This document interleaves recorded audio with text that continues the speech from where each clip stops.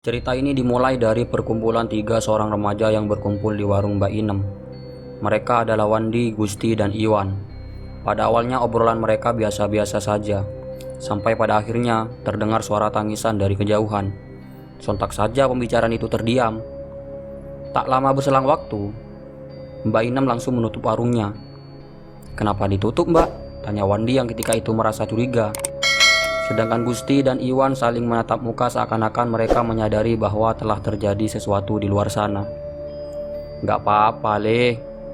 Saya cuman kecapean," jawab Mbak Inem sambil menutup warungnya. Tentu saja tiga remaja itu menyadari kejanggalan itu. Setelah Mbak Inem menutup warungnya, ia menyuruh tiga remaja itu untuk pulang. "Lebih baik kalian segera pulang saja. Sudah jam 3 sore. Suruh Mbak Inem sambil menatap mereka dengan serius.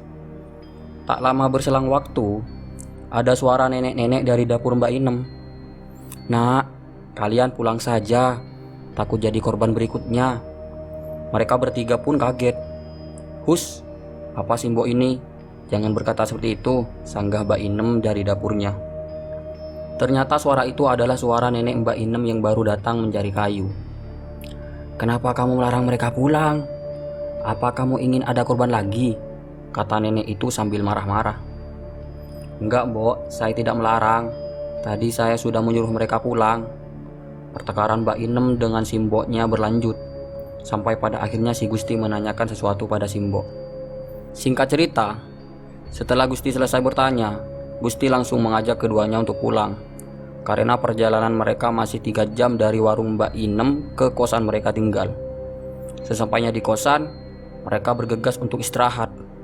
Lampu satu persatu mulai mati. Setelah Wandi Iwan tidur, ternyata Gusti masih belum memejamkan matanya. Matanya masih melek walaupun ia sudah terbaring. Sampai pada akhirnya ada suara tanpa rupa. "Kamu belum tidur, Gus?" tanya suara itu.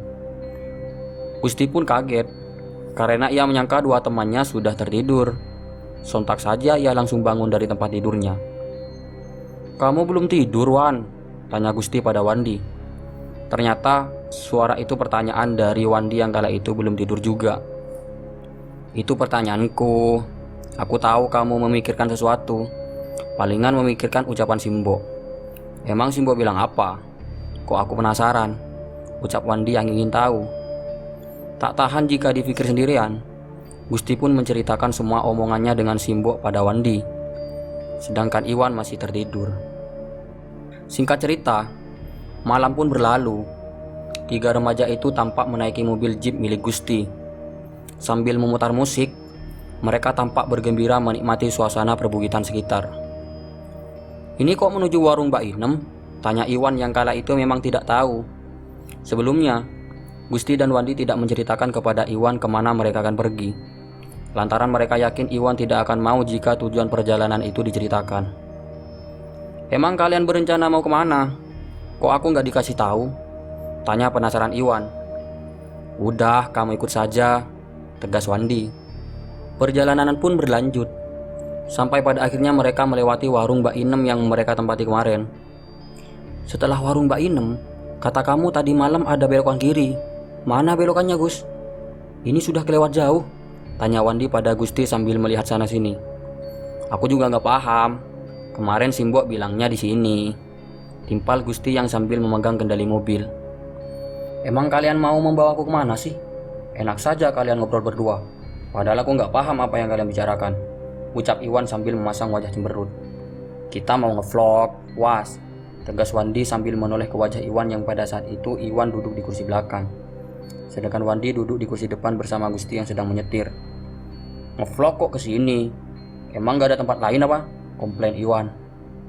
"Ceritakan saja sudah, Wan, biar dia nggak cerewet," kata Gusti kepada Wandi. "Oke, tapi aku punya permintaan," kata Wandi pada Iwan. "Iya, apa dulu? Kasih tahu dulu baru persyaratan," pinta Iwan. Wandi dan Gusti terdiam seakan tak menanggapi komplain Iwan. "Oke, aku terima persyaratan apapun asalkan ceritakan apa yang terjadi dan kemana kita akan pergi," kata Iwan sambil mendekat ke kursi depan tempat Gusti dan Wandi duduk.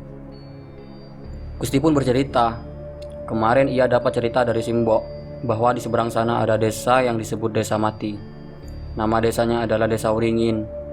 Gusti dan Wandi hendak membawa Iwan untuk ngevlog desa tersebut untuk dijadikan konten YouTube, di mana mereka bertiga adalah kreator. Setelah pembicaraan itu selesai, mereka mendapati ada seorang yang menangis dari kejauhan. "Hus," kata Wandi untuk menghentikan pembicaraan itu. Dari kejauhan tampak satu pasangan pria dan wanita yang berjalan lawan arah dengan mereka. Sedangkan si wanitanya menangis. Ketika mobil mereka mendekati pasangan itu, terdengar obrolan mereka yang sangat lirih. "Sudah, jangan menangis. Kita pindah saja dari desa itu," kata si laki-laki itu. Padahal dirinya juga dalam keadaan menangis. Iwan dan Wandi pun merasa takut. Mendengar obrolan pasangan itu, tampak ada bahaya besar yang sedang menanti mereka di depan sana. "Sudah, balik saja," kata Iwan. Gusti tidak menjangkupinya, lantaran Iwan sudah berjanji untuk tidak mengajak pulang sebelum konten itu selesai. Sebelumnya, Iwan dibuat berjanji ketika ia penasaran kemana mereka akan pergi. Sesampainya di tengah hutan, mereka mendapati dua arah jalan setapak. Gusti menyadari inilah yang dikatakan Simbok kemarin. "Kok kamu gak bilang kalau mobil tidak masuk?" kata Wandi merasa kecewa karena Gusti tidak menceritakan tentang jalan setapak itu. Mereka turun dari mobil jeep warna putih milik Gusti, mengemas barang-barang yang mereka bawa. Dengan mendengarkan pitutur dari Simbok, mereka mengambil arah kiri. Suasana hutan tampak sepi. Kabut putih berdatangan seakan menyambut kedatangan mereka. Gusti mulai melancarkan rekaman ke sana sini. Wandi sibuk mencari sinyal untuk melihat Google Map, sedangkan Iwan menikmati suasana hutan dengan melihat ke atas dan kanan kiri. Sambil berjalan, mereka melihat sosok laki-laki yang sedang mencari rumput. Mereka bertiga heran disertai rasa cemas.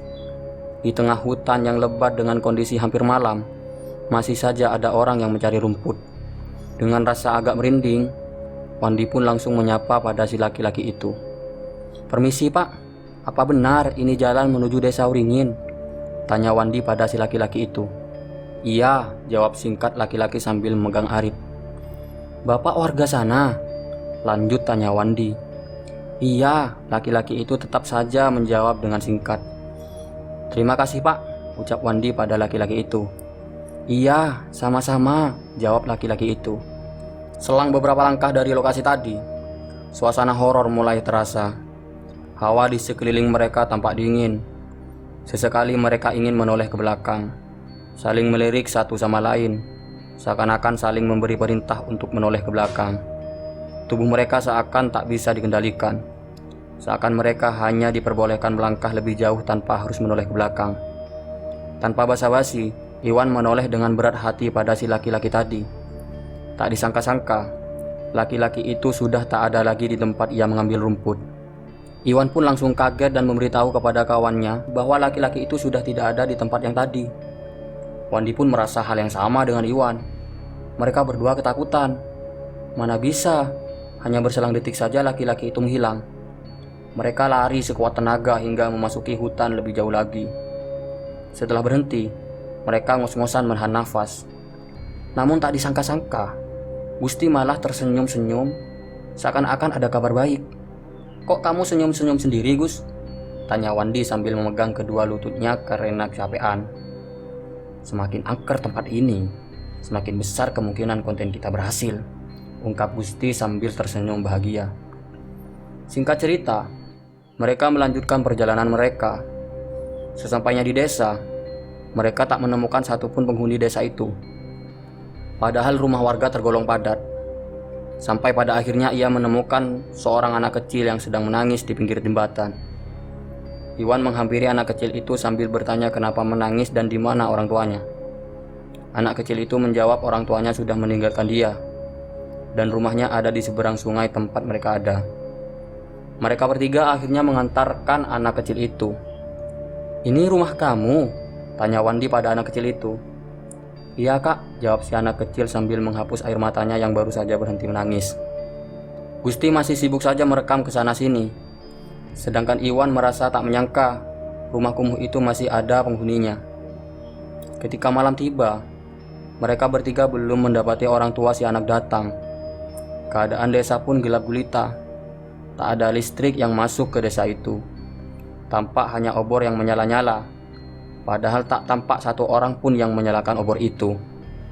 Karena mereka mulai tak sabar menunggu orang tua si anak datang, Wandi pun bertanya pada si anak itu. Kala itu si anak kecil sibuk bermain boneka kecil miliknya yang sudah kotor dan terlihat bolong-bolong. "Emang orang tua kamu pergi kemana, Dek?" tanya Wandi. Tak disangka-sangka si anak kecil itu menanggapinya dengan tertawa terbahak-bahak. Anak itu menjawab bahwa orang tuanya tidak akan kembali lagi ke desanya, lantaran mereka sudah kehilangan anak semata wayangnya. Setelah menjawab pertanyaan tadi, anak itu langsung keluar dari rumah tanpa ada yang tahu kemana ia akan pergi. "Waduh, ini gawat," kata Iwan. Sedangkan si Gusti masih sibuk dengan kameranya yang digunakan untuk merekam anak kecil itu sejak pertama kali ia bertemu dengannya. "Ayo kita kejar anak itu," kata Wandi. "Gak usah," kata Gusti. "Kalian tenang saja. Ada aku di sini yang akan melindungi kalian," tutur Gusti sambil melihat hasil rekamannya. Ternyata Gusti sudah menyadari bahwa anak itu bukan manusia. Cuman ia tidak mengatakan pada teman-temannya agar mereka tidak mengacaukan rencana untuk merekam kejadian-kejadian mistis di desa Uringin, termasuk kejadian yang terjadi saat mereka bertanya pada laki-laki yang sedang mencari rumput yang pernah ia temui. Wandi pun terlihat marah pada si Gusti lantaran ia membiarkan anak kecil itu menghilang. Sedangkan Iwan masih belum mengerti apa yang ia lakukan di desa itu hingga kini. Ketiganya bertengkar sampai pada akhirnya Gusti menyuruh mereka berdua untuk tidur. Padahal bau kemenyan ada di mana-mana. "Aku tidak mau tidur sendirian. Pokoknya kita harus tidur bertiga. Kita datang ke sini sama-sama, maka kita pulang sama-sama," tutur Iwan yang mulai ketakutan. Singkat cerita, mereka bertiga tidur di ranjang salah satu kamar milik orang yang bahkan mereka tidak mengetahui siapa pemiliknya.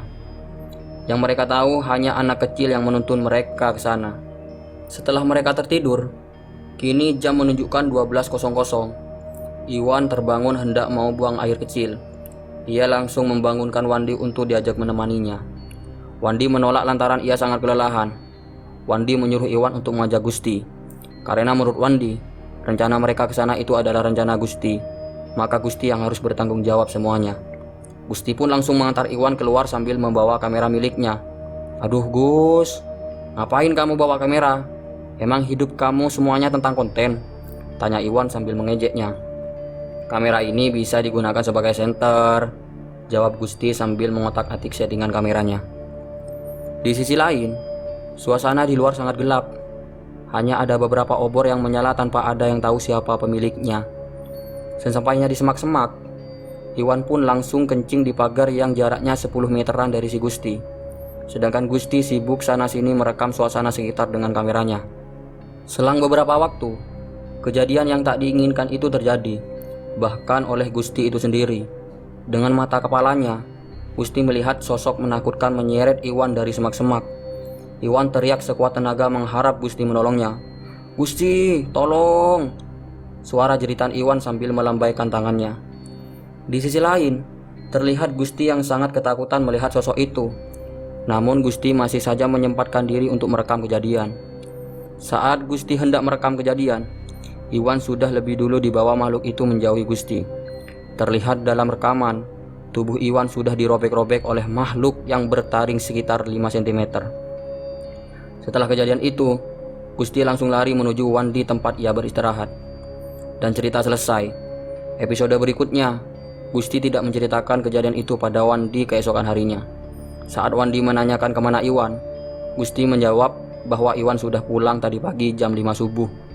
Wandi pun langsung percaya, karena ia sendiri bangun kesiangan, sehingga ia tidak tahu kepulangan Iwan.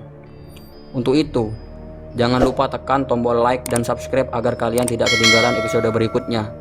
Dan bagi kalian sudah menonton dan mensubscribe channel ini, kami ucapkan terima kasih. Semoga kalian diberikan rezeki yang berlimpah barokah dunia akhirat. Karena dengan mensubscribe, secara tidak langsung kalian sudah membantu proses pembuatan cerita ini.